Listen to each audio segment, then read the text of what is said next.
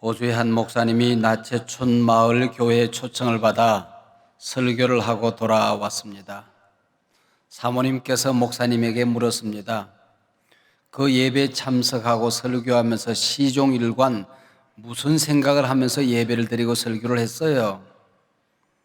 사실 목사님의 머릿속에 줄곧 궁금한 점이 한 가지 있기는 했습니다. 그래서 사모님께 대답을 했습니다. 주머니가 없는데 저 양반들은 헌금 시간에 어디서 돈을 끄집어내서 헌금을 할까? 그 생각이 들더랍니다. 이 땅을 살아가는 그 누구도 경제 문제로부터 자유할 수 있는 사람은 없는 것 같습니다. 아브라함이 하나님의 부름을 받아 약속의 땅으로 갔을 때에 기근이라고 하는 고난에 부딪히게 됩니다. 언제나 고난이 나쁜 것만은 아니지요. 시련과 역경의 터널을 통과해야만이 참된 믿음은 그 보증을 받게 되는 것입니다. 위기에는 위험과 기회가 항상 존재합니다. 아브라함은 하나님의 말씀 하나 붙들고 고향 땅, 친구, 일가, 친척 다 버리고 약속의 땅으로 왔습니다. 모든 게 낯설고 어색하기만 합니다. 아브라함 일행을 안내하거나 환영해주는 한 사람이 없었습니다. 그래도 살아보자 이삿짐을 풀었는데 그 땅에 심한 흉년이 들었습니다. 이러다가 객지에 와서 우리 모두 다 굶어 죽는 것은 아닌가. 그래서 오늘 본문 10절부터 그 사건의 문이 열려지기 시작합니다. 그 땅에 기근이 들었으므로 아브라함이 애굽에 거류하려고 거리로 내려갔으니 이는 그 땅에 기근이 심하였음이라. 불순종하여 도망가던 길이 아니라 약속을 받고 보증을 받고 간 땅인데 그 땅에 기근이 있었단 말입니다. 당황할 수밖에요. 이곳은 살 수가 없는 땅인데 왜 하나님께서 이곳으로 가라고 하셨을까?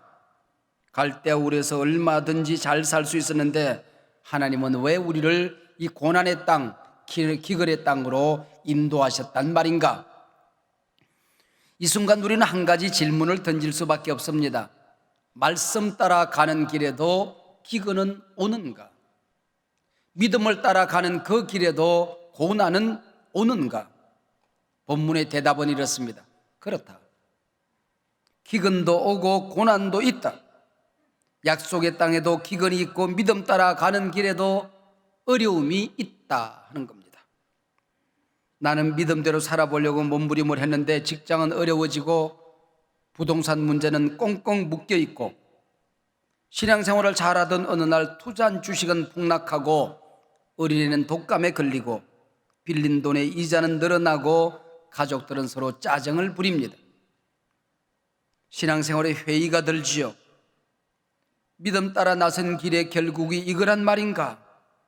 세상 사람들처럼 죄짓고 편안하게 살다가 당하는 고난이라고 한다면 얼마든지 받아들일 수가 있을 터인데 누군가 내가 집사입네 하고 상담을 해왔더라면 대답을 잘해 주었을 겁니다. 그럴 때일수록 더욱 기도하라고, 믿음의 줄을 꽉 붙들라고, 굶어 죽을지언정 약속의 땅을 떠나지 말라고. 그러나 이 문제가 자신의 문제로 다가올 때에 믿음대로 해결한다는 것은 그렇게 쉬운 일만은 아닙니다. 근데 만일 아브라함이 굶어 죽을 각오를 하고 약속의 땅에서 버텨냈더라면 정말 굶어 죽었을까요?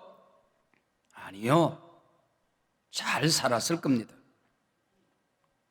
위기 상황 속에서 하나님의 뜻을 따를 것인가, 살아남을 방법을 찾을 것인가, 여기서 신앙과 비신앙이 갈라지게 되는 겁니다. 하나님의 사람들은 방법을 찾기 전에 하나님의 뜻을 찾습니다. 왜 하나님이 나를 이것으로 인도하셨을까? 하나님의 뜻이 무엇일까? 방법을 찾는 것이 인본주의라면 하나님의 뜻을 찾는 것을 우리는 신본주의라고 합니다. 방법이 출구가 아니라 하나님의 뜻이 출구라는 것을 우리는 알아야 합니다. 그래서 하나님 말씀하십니다. 너는 내가 너에게 지시하는 땅에 거주하라. 하나님의 백성은 하나님 없는 곳으로 가지 말아야 한단 말입니다. 애굽으로 내려갔으니 여기 내려갔다는 성경의 말씀은 단순히 지리적으로 내려갔다는 얘기만은 아닙니다. 신앙이 내려갔다는 얘기입니다. 기도에 열심이 떨어졌다는 얘기입니다. 영성이 죽었다는 얘기입니다. 그럼 망하는 겁니다. 아브라함이 가나안 땅에 도착하여 제단을 쌓던 예배도 사라지고 말았습니다. 하나님 어떻게 할까요? 몸부림하던 기도도 찾아볼 수가 없습니다. 죽는 길로 가는 겁니다. 어려움이 있을 때에 문득 예배가 중단되어지고 기도에 열심히 식어지던가요? 아, 내가 망하는 길로 가고 있구나 라고 생각하면 틀림이 없습니다. 분명히 고난과 시련은 중첩되어 내게 음습해 오는데 믿음이 떨어지면 개콘의 용어를 빌려서 앙대요. 그럼 죽는 길로 가는 거예요. 믿음 떨어지고 나니 기근보다 훨씬 더 심각한 문제가 찾아옵니다. 불안감이 음습해 옵니다. 그것도 예쁘게 생긴 아내 때문에 자신이 죽을지도 모른다는 불안감이 찾아왔습니다. 두려워하는 이 마음은 하나님이 주신 마음이 아니거든요. 이어지는 13절로 11절로 13절의 말씀입니다. 그가 애굽에 가까이 이르렀을 때에 그의 아내 사라에게 말하되 내가 알기에 그대는 아리따운 여인이라 애굽 사람이 그대를 볼 때 이르기를 이는 그의 아내라 하여 나는 죽이고 그대는 살리리니 원하건대 그대는 나의 누이라 하라. 그러면 내가 그대로 말미암아 안전하고 내 목숨이 그대로 말미암아 보존되리라 하니라. 믿음 떠난 자리, 두려움이 찾아왔습니다. 믿음이 있을 때는 세상사가 다 아름답게만 보였습니다. 그러나 믿음 잃고 나니 세상이 다 도둑놈으로 보입니다. 만사가 부정적으로만 보입니다. 내 머리에 남아있는 부정적인 시각, 내 입술을 통하여 둥둥 떠다니는 부정적인 언어들, 내 믿음 떨어진 증거에 불과한 것입니다. 가나안에 있으나 애굽에 내려가나 하나님의 사람들이 세상 사람들과 어울려 사는 것 자체가 불공정 게임입니다. 그들은 게임에 룰이 없습니다. 공 잡는 게 매지요. 그러나 축구는 손으로 하면 안 된다, 권투는 발로 걷어차면 안 된다, 룰이 있죠. 우리에겐 말씀이 있고 진리가 있고 하나님의 뜻이 있습니다. 우리 믿음으로 사는 겁니다. 하나님의 도움이 있어야 살 수 있는 사람입니다. 말씀을 따라 걸어가는 겁니다. 세상 사람들과는 사는 방법이 다를 수밖에요. 애굽인들은 대개 함의 자손들입니다. 얼굴이 까맣지요. 아브라함과 사라는 셈족 자손으로 피부가 하얗습니다. 게다가 사라는 특별한 미인이었다고 합니다. 설상가상으로 당시 애굽인들 중에는 미인을 얻기 위해서 폭력을 사용하는 것이 다반사였습니다. 두려울 수밖에요. 저들이 나를 죽이고 아내를 빼앗아 갈지도 몰라 불길한 상상력이 발동되어집니다. 그래서 불신자들보다 더 나쁜 거짓말을 꾸며대기 시작합니다. 거짓말로 문제가 해결되던가요? 거짓말하기 전까지는 아무도 아내를 빼앗지 않았습니다. 거짓말이 문제가 되어서 진짜 문제가 생기는 겁니다. 잠언 29장 25절 말씀을 보십시다. 사람을 두려워하면 올무에 걸리게 되거니와 여호와를 의지하는 자는 안전하리라 하고 있습니다. 사랑하는 여러분, 믿음 따라 살아왔는데 기근이 여러분 앞에 펼쳐지고 있습니까? 기도하며 말씀대로 살아보려고 애를 썼는데 문제와 고난이 찾아왔습니까? 약속의 땅에 나는 머물고 있는데 온갖 시련과 고통이 우리의 가정을 괴롭히고 있습니까?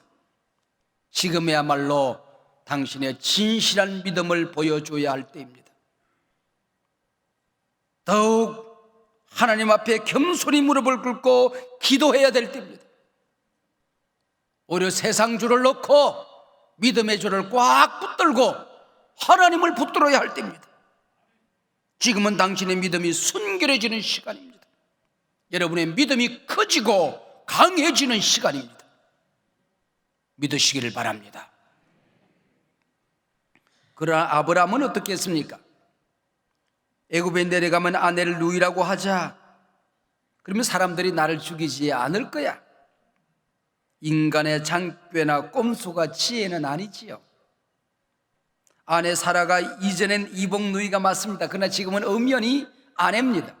이게 진실이고 이게 사실입니다. 둘이서 밤새도록 말을 맞추었을 겁니다.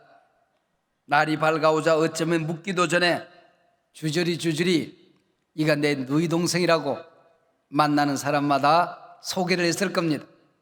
보십시오. 엄청난 문제가 일어납니다. 그게 15절이에요. 바로의 고관들도 그를 보고 바로 앞에서 칭찬함으로 이 여인을 바로의 궁으로 이끌어 들인지라. 이토록 아리따운 여인이 누이라고 하니 후궁으로 대신들이 청거를 한 겁니다. 아브라함은 자신이 판무덤에 자신이 묻혔습니다. 잔머리에서 나온 장꾀에 자신이 걸려 넘어지는 겁니다. 사건은 더욱 꼬이고 꼬여서 빼도 박도 못하게 전개되어집니다. 16절입니다. 이에 바로가 그로 말미암아 아브라함을 후대함으로 아브라함이 양과 소와 노비와 암수 나귀와 낙타를 얻었더라. 하나님의 말씀을 믿지 못하고 조그만 시련과 고통을 견디지 못하고 믿음을 잃어버렸더니 인생은 내리막길을 치닫기 시작합니다. 수렁에 빠지더니 헤어나올 수 없는 수렁에 푹 빠져버리고 말았습니다. 여러분, 이 문제가 왜 이리 중요한지 아십니까? 아브라함 믿음의 조상입니다. 아브라함이 무너지면 믿음의 가문이 무너지는 겁니다. 그뿐이 아닙니다. 아브라함과 사라는 이삭을 낳아야 합니다. 그 피를 타고 이 땅에 구세주가 탄생되도록 되어 있습니다. 근데 애굽 왕의 후궁이 되다니요, 메시아가 아니라 사단의 자식을 낳게 생겼습니다. 아, 그랬구나. 내 믿음 떨어지면 나 혼자 죽는 것이 아니라 내 가문이 죽고 하나님 나라의 왕국이 무너지는 것이구나. 사단의 작전은 내 믿음을 떨어뜨리는 것이구나. 고난을 통하여 내 믿음을 약화시키는 것이구나. 점점 더 우리를 수렁에 빠뜨리는 것이 사단의 작전이었구나. 빨리 깨달아야 됩니다. 여러분이 신앙생활에서 승리하는 것은 단순히 세상적으로 성공한다는 개념이 아닙니다. 구원론적인 의미가 있습니다. 여러분을 통하여 이 땅에 구원되어야 될 백성들이 다 무너지는 것입니다. 선교론적인 의미가 있습니다. 나를 통하여, 우리 가정을 통하여 이 땅에 하나님의 복음이 편만되어지기를 원하는 하나님의 선한 계획들이 있습니다. 교회론적인 의미가 있습니다. 내 믿음이 서야 우리 가정의 믿음이 서고 교회가 서고 이 땅에 하나님 나라가 굳건히 서는 것이다. 내가 무너지면 이 하나님의 구원 계획이 무너진다. 내가 넘어지지 아니하리라. 오늘 성경 말씀은 또 다른 믿음의 원리 하나를 가르쳐 줍니다. 아브라함은 실수를 하고 커다란 문제를 일으킵니다. 근데 그 상황 속에서 하나님은 그 문제를 치유하기 시작합니다. 하나님이 그 문제를 해결하기 시작하는 것입니다. 하나님이 그 문제에 간섭하기 시작하는 것입니다. 너무 힘들어서 나는 내 인생을 포기하고 싶은데 하나님은 포기하시지 않는다는 것입니다. 여러분 기억하십시오. 여러분의 실패가 곧 하나님의 실패는 아닙니다. 나는 실패했는데 하나님은 그 실패를 치유해 주시는 분이십니다. 믿어지시면 아멘 하시길 바랍니다. 먼 훗날 아브라함의 후손 중에서 메시아가 태어나야 합니다. 그 메시아를 통해서 인류를 구원하는 것이 하나님의 계획입니다. 세상에 다른 거 다 실패해도 하나님의 이 구원 계획은 절대로 실패하지 않는다는 것입니다. 아브라함이 아무리 못나고 부족해도 이 구원의 약속은 반드시 이루어지고야 만다는 거죠. 바로 이 사실이, 나는 한없이 부족한데, 걸핏하면 넘어지는데, 문제에 짓눌려서 신음하기가 하루가 멀다 하고 하나님 앞에 돌려드리는 게 신음소리밖에 없는데 하나님은 나를 포기하지 않습니다. 하나님 나를 지키십니다. 보호하십니다. 부족한 나를 통하여 하나님의 구원 계획이 이루어지기를 원하기 때문에 나를 통하여 믿음의 공동체가 굳건히 서기를 원하시기 때문에, 우리 가정을 통하여 하나님 나라가 이 땅에 편만해지기를 원하시기 때문에, 할렐루야. 그래서 17절 보십시오. 여호와께서 아브라함의 아내 사레의 일로 바로와 그 집에 큰 재앙을 내리신지라. 문제를 일으킨 아브라함은 흥커러진 이 문제를 해결할 힘이 없습니다. 왕이 데리고 간 이 아내를 어떻게 찾아옵니까? 그래서 우리는 기도할 수밖에요. 문제를 하나님께 맡겨드릴 수밖에요. 하나님이 나서시기만 하면, 하나님이 간섭하시기만 하면 문제는 해결될 줄로 믿습니다. 바로 왕궁의 재앙, 온갖 질병, 전염병이 돌기 시작했습니다. 백약이 무효라. 결국 이 문제가 사라 때문에 일어난 재앙이라는 사실을 깨닫게 됩니다. 아브라함이나 사라를 건드렸다간 자기들 뼈도 못 추린다고 생각한 겁니다. 부탁도 하지 않았는데 제발 사라 좀 데려가 달라고 왕과 대신들이 애원을 합니다. 우리 이선아 장로님이 이런 상황에 빠졌다면 무엇을 어떻게 했을까요? 북한의 김경옥 권사님을 데려갔다가 김경옥 권사님이 이쁘니까 김정은이한테 뺏겨버렸어요. 하나님 믿은데 이게 무슨 꼴이람? 자기 잘못은 생각하지 않고 원망을 했을까요? 평양의 포장마차집을 찾아가서 세상 더러워서 못 살겠다, 술주정을 하고 돌아다녔을까요? 교회도 없는 평양 호텔에서 잠이 깨서 이불을 뒤집어 싸고 엉엉 울면서 살려달라 애원했을까요? 사랑하는 여러분, 하나님은 여러분을 포기하지 않습니다. 우리는 실수하고 실패했지만은 하나님은 우리를 지키시고 보호하십니다. 요한일서 5장 18절 하반절에 이런 말씀이 있습니다. 하나님이 그를 지키심에 악한 자가 그를 만지도 못하게 될 것이다. 할렐루야. 사실 바로 왕은 잘못이 없지요. 바로 입장에서는 억울하기 짝이 없습니다. 믿음 없는 아브라함 때문에 자기 자신이 곤혹을 치르게 생겼습니다. 요나 잘못 때문에 배에 탄 모든 사람이 풍랑을 만나 죽게 생긴 꼴입니다. 언제나 역사의 주인공은 하나님의 자녀들입니다.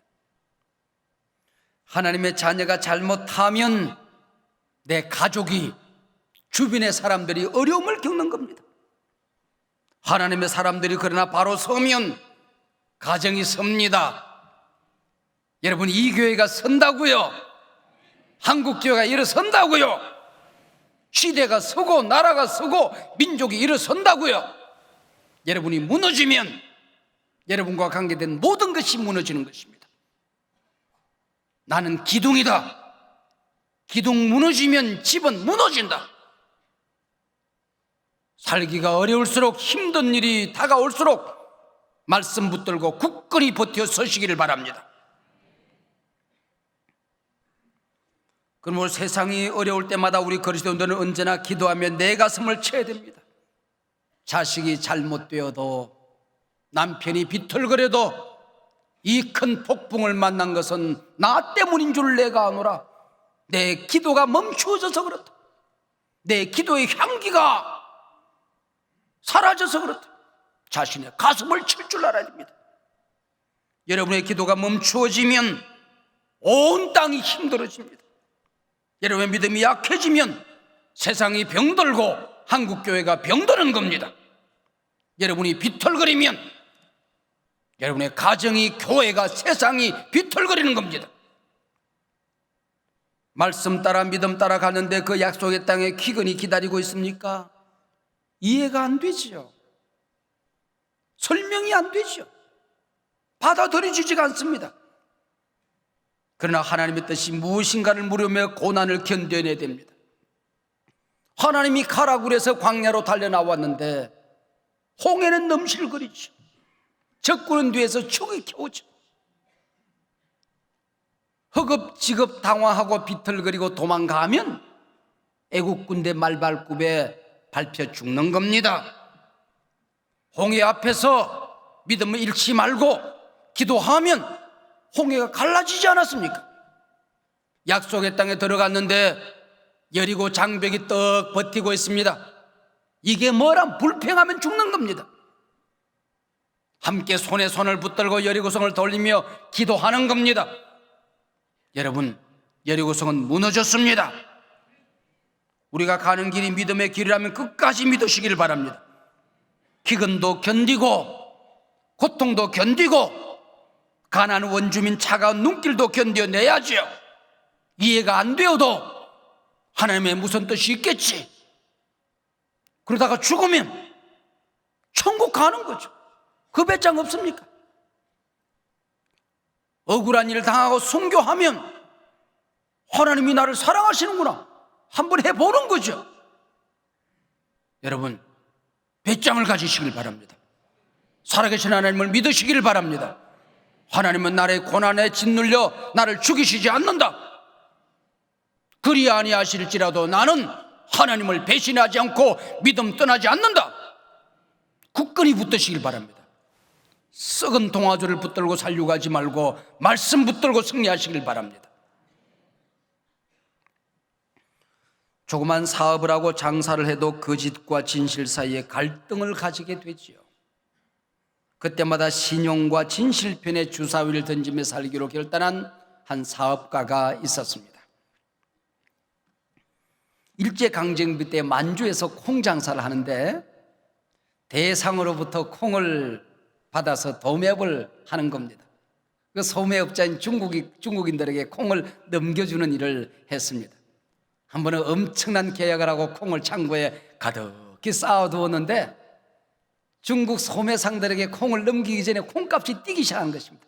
천정부지로 뛰는 겁니다. 그래서 중간 도매업자들이 다 계약을 파기하고 위약금을 물어주고는 다른 업자들에 넘겨서 떼돈을 벌고 있는 상황 속에서 나는 하나님의 사람인데 어떻게 해야 될 것인가 고민을 하다가 계약대로 싼 값에 중국 소매상들에게 콩을 다 넘겨주었습니다. 중국 소매업자들이 당황할 수밖에요. 콩을 팔았더니 이 양반들이 엄청난 돈을 벌었어요. 이 사람들이 돈을 모아서 반은 가지고 왔습니다. 반은 당신 것입니다. 그리고 갖다 주었어요. 아닙니다. 계약대로 한 것뿐입니다. 나는 착한 일 한 것도 없고 약속대로 한 것뿐입니다. 그거 다 당신들의 것입니다. 이게 중국 소매상들 앞에 소문이 쫙 나기 시작했어요. 그래서 사람들이 너도 나도 앞으로 콩은 이분에게 가서 산다. 모든 사람들이 몰려오기 시작한 것입니다. 해방 후에 서울에 있는 한 은행에서 대출을 받아 작은 규모의 사업을 시작을 했습니다. 6.25 전쟁이 일어났어요. 피난 가구에서 이것저것 뒤지고 보따리를 싸는데 아참 오늘이 은행에 그 약속된 빚을 갚는 날입니다. 그래서 돈을 챙겨서 은행에 달려갔더니 은행 직원들도 다 피난 가구가 없어요. 남자 직원 한 사람이 덜렁 앉아 있습니다. 돈가방을 열어보이며 오늘 내가 대출 빚을 갚는 날에서 돈을 가지고 왔습니다. 아니 이 난리통에 빚을 갚겠다고요? 예, 빚을 갚도록 약속이 된 날입니다. 아니 대출 장부도 다 부산으로 보내서 누가 얼마 어떻게 되는지 저는 알 길이 없습니다. 그래도 나는 갚아야 됩니다. 이 사람에게 돈을 주면 인마이 포켓 하지 않는다는 보장이 어디 있습니까? 은행의 도장도 다 부산으로 보냈습니다. 당신이 은행의 직원이니 영수증에 당신이 사인하고 당신이 도장을 찍으시오. 그리고 빚을 갚고 그 도장을 받아서 피난을 갔습니다. 6.25 전쟁이 끝난 후 이분은 가족들과 함께 제주도에 보찜을 풀고 군납 사업을 시작했습니다. 신선한 생선을 정가에 잘 합리적으로 공급을 하니까 군대에서도 소문이 났어요. 물량이 갈수록 많아졌습니다. 원양어선을 한 대 구입해야 되겠다 생각하는데 가진 돈이 있어야죠. 그리고 물건이 될 만한 것도 없었습니다. 그러다 한번 은행의 문을 두드려보자 부산은행의 문을 두드렸습니다. 그랬더니 6.25 이후에 아니 물건이 없는데 어떻게 돈을 빌려주겠습니까? 아무리 사정을 해도 안 되는 겁니다. 그래서 할 수 없다 생각하고 대출받기를 포기하고 은행 문을 나서다가 문득 생각이 들었어요. 참, 그 피난 갈 때 내가 돈을 갚았는데 이것이 잘 처리가 됐는지 확인할 필요성이 있겠다라고 생각을 했습니다. 그래서 영수증을 보여주면서 이게 잘 처리가 됐는지 확인해 주십시오라고 부탁을 했습니다. 그랬더니 창구 직원이 깜짝 놀란 겁니다. 바로 당신이었군요. 은행가에는 당신이 화제 인물입니다. 아니, 이 난리통에 빚을 갖고 꾸역꾸역 빚을 갖고 피난 가는 사람, 돈 될 만한 사람은 다 물건은 다 챙기고 안 갚아도 된다고 너도 나도 생각을 하는 마당에 은행에 돈을 갚은 인물이 있다는 게 은행의 화제가 되고 있습니다. 마침 우리 은행장님이 당신을 보고 싶어 할 겁니다. 아니나 다를까 빨리 모시고 돌아가고, 당신처럼 정직하고 당신처럼 신실한 사람을 내가 만나본 적이 없습니다. 괜찮습니다. 마음껏 제가 대출해 드릴 테니까 원양어선 구입하십시오.